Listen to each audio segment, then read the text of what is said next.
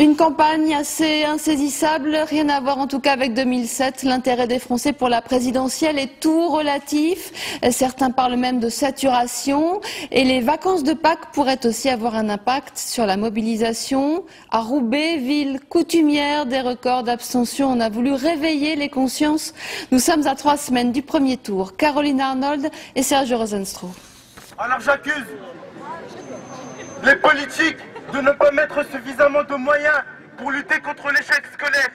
J'accuse. Un mégaphone en main, ils laissent libre cours à leurs pensées, parlent librement en plein milieu de l'espace public, devant tous ceux qui veulent bien se donner la peine de s'arrêter. C'est le principe du speaker corner, littéralement coin des orateurs, vieille tradition londonienne, importée à l'occasion des élections, place de la Liberté à Roubaix.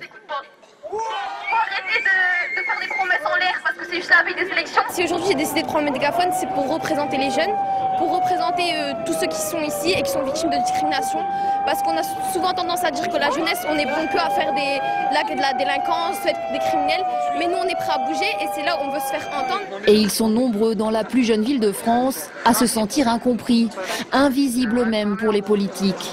Alors pour une fois, la Maison des associations a voulu leur donner la parole, leur permettre d'interpeller les candidats à une présidentielle qui est loin de les passionner. L'idée, c'est de faire passer le message que voter, c'est montrer qu'on fait partie de cette société, qu'on est français à part entière et qu'on ne doit pas, quelque part, s'auto-exclure.